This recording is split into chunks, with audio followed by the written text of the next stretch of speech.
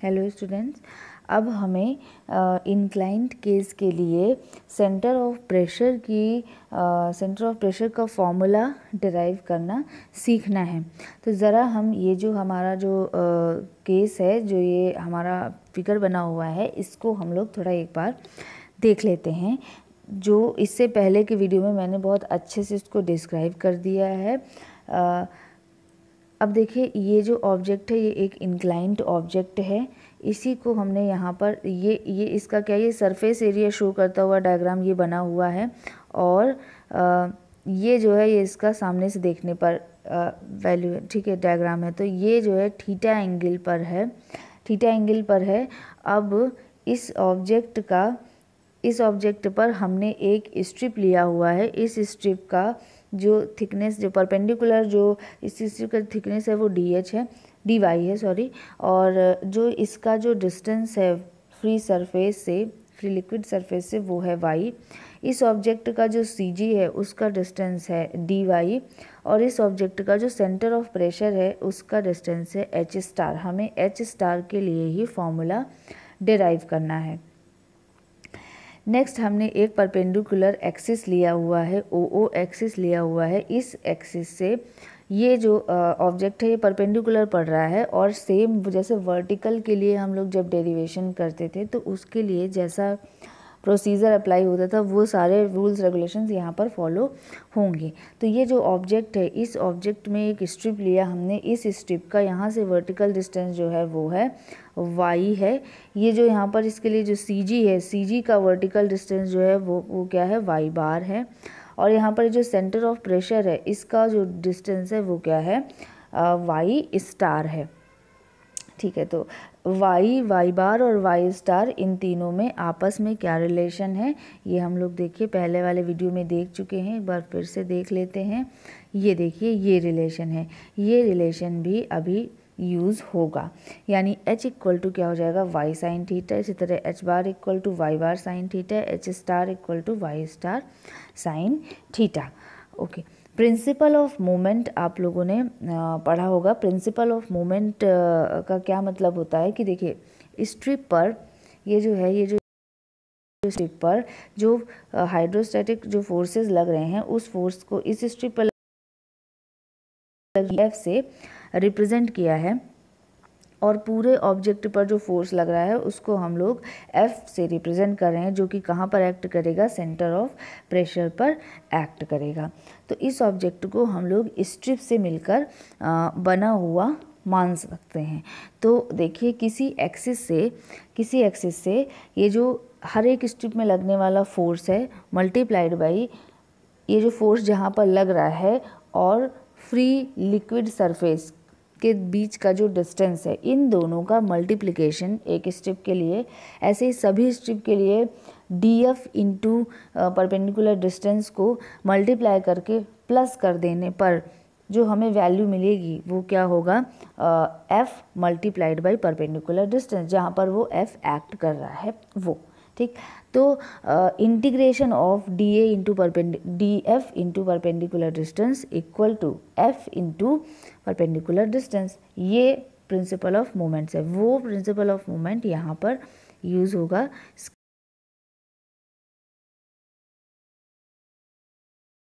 तो df already इससे पहले स्टेप में भी कैलकुलेट हुआ था। तो df इक्वल टू क्या है, rho G H into D A.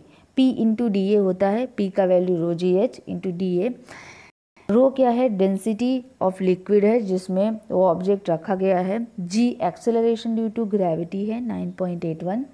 h उस स्ट्रिप का डेप्थ है, वाटर सरफेस से डेप्थ है यानी h है। और dA उस स्ट्रिप का क्रॉस सेक्शनल एरिया है।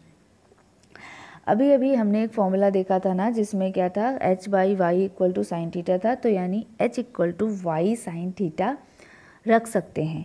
तो इस h की जगह हमने क्या किया, इससे रिप्लेस कर दिया। तो df equal to rho ji y sine theta into D A. अब एक चीज़ आपको पता है, जो मैंने प्रिंसिपल ऑफ मोमेंट्स आपको बताया उसमें क्या है, df इंटू वाई, df का वैल्यू ये है into y, df into y. तो वाई, एक वाई ये है, एक वाई ये है, वे क्या हो जाएगा, वाई स्क्वायर हो जाएगा, यानी rho ji Y square sine theta into D A, ये एक स्ट्रिप के लिए है। तो सम ऑफ मोमेंट्स निकालेंगे तो इसी का क्या हो जाएगा, इसी का इंटीग्रेशन हो जाएगा। ये देखिए इंटीग्रेशन हो जाएगा।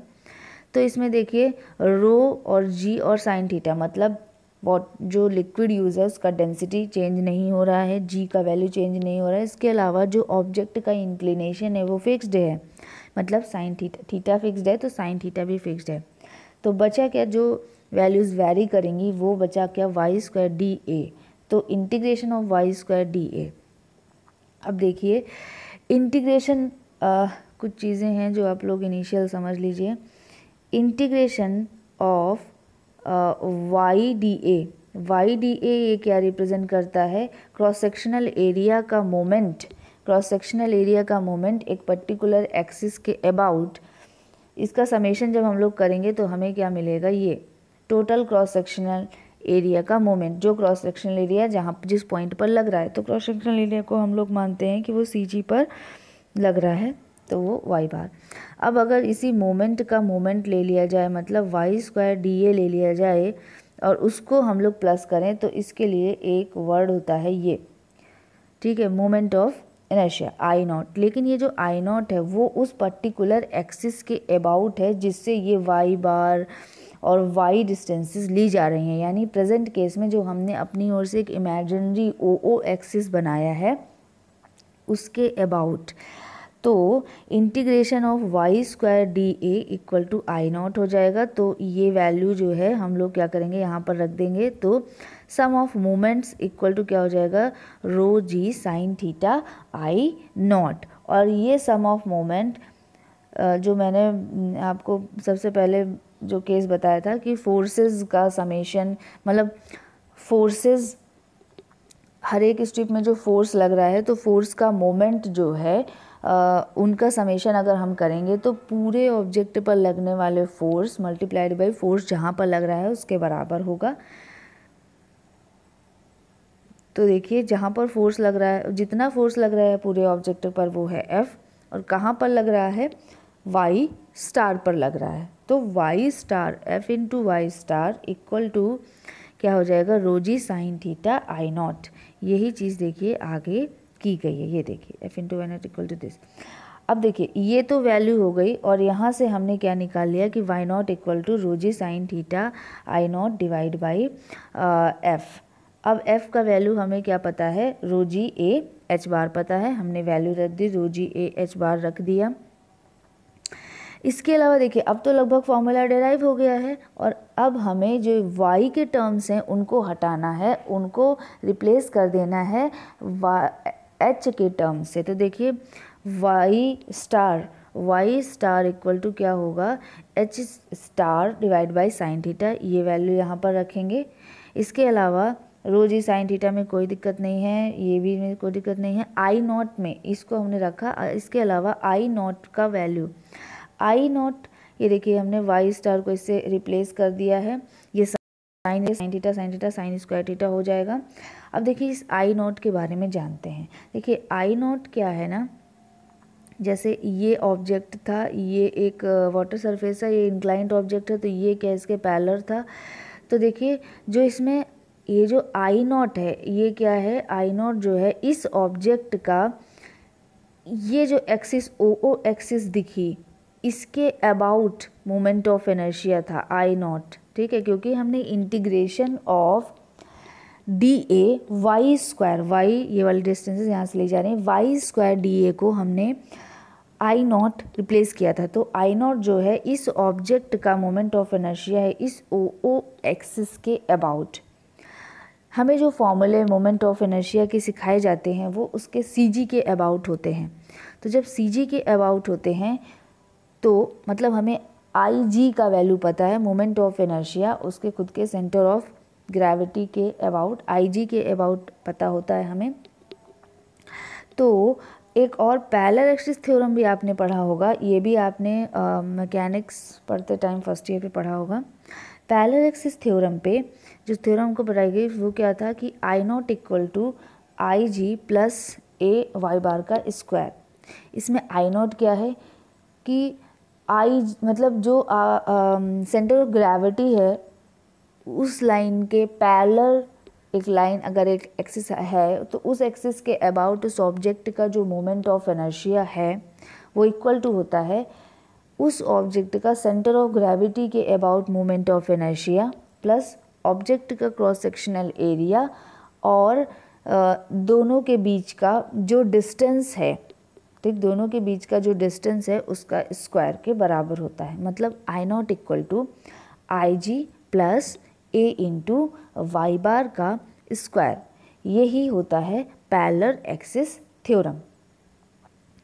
तो यहाँ पर हम लोग आई नॉट को रिप्लेस कर देते हैं आई G plus A Y bar का स्क्वायर से रिप्लेस कर देते हैं। तो H star equal to sine square theta I G plus A Y bar का square divide by A H bar. अब अगेन देखिए ये वाई बार आ गया, तो इस वाई बार को हम लोग रिप्लेस कर देंगे y bar equal to h bar divide by sine theta से। अब इसको हम लोग थोड़ा सा सॉल्व कर लेंगे। तो देखिए एच स्टार इक्वल टू इसको अंदर इस पूरे ऑब्जेक्ट को अंदर भेज दिया तो क्या हो जाएगा I G sine square theta upon A H bar plus जब दूसरे वाले उसमें डालेंगे तो साइन स्क्वायर थीटा से देखिए साइन स्क्वायर थीटा कैंसिल हो जाएगा, ए से ए कैंसिल हो जाएगा, एक एच बार से इसका स्क्वायर, तो यानी क्या बचा इधर सिर्फ एच बार बचा। ठीक, तो मतलब एच स्टार इक्वल टू होगा formula I G sine square theta upon A H bar plus H bar, जिसमें से आई जी क्या है moment of inertia of inclined surface about an axis passing through its C G, और जो axis हमने ओ ओ लिया था उसके पैरेलल।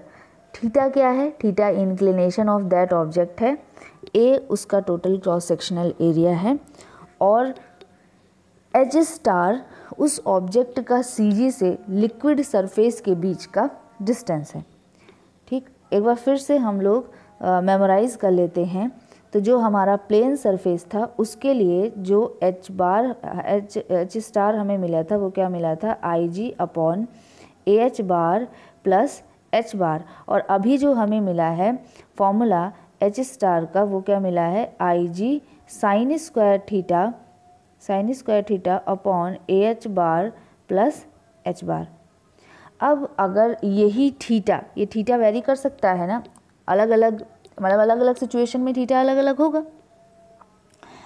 तो अगर यही थीटा बढ़ते बढ़ते 90 डिग्री हो जाता है, 90 डिग्री हो जाता है, तो यानी जो वर्टिकल केस मैंने आपको सिखाया था ये उसके इक्विवेलेंट हो गया। जब उसके इक्विवेलेंट हो गया तो थीटा की जगह हम लोग 90 डिग्री रखें तो ये वाला फॉर्मूला मिलना चाहिए। तो देखिए मिल जाएगा, साइन थीटा की जगह 90 डिग्री रखना, साइन 90 का वैल्यू होता है 1, मतलब 1 हो गया ये वैल्यू। तो ये और ये फॉर्मूला सेम हो जाता है, मतलब ये हमारा फॉर्मूला सही है। ठीक है, तो ये आप लोग जो है इससे पहले वाले वीडियो में आप लोगों ने टोटल प्रेशर के लिए फॉर्मूला सीखा इंक्लाइंड केस के लिए, और अभी आप लोगों ने सेंटर ऑफ प्रेशर यानी एच स्टार के लिए फॉर्मूला सीखा कैसे डिराइव करते हैं। अब इसके बाद वीडियो में आप लोग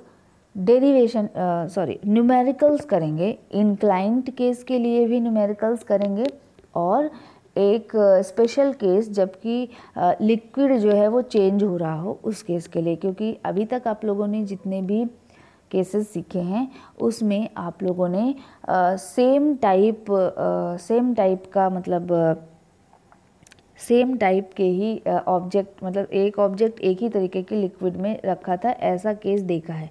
लेकिन अगर एक ऑब्जेक्ट जो है अलग अलग तरीके के वाटर में है, अलग अलग तरीके के लिक्विड में है, दो अलग अलग लिक्विड के में है, तो क्या इफ़ेक्ट पड़ता है, तो हम लोग कैसे सेंटर ऑफ प्रेशर का वैल्यू कैलकुलेट करते हैं उसके लिए भी हम लोग फॉर्मूला देखेंगे। ठीक है, तो थैंक यू स्टूडेंट्स।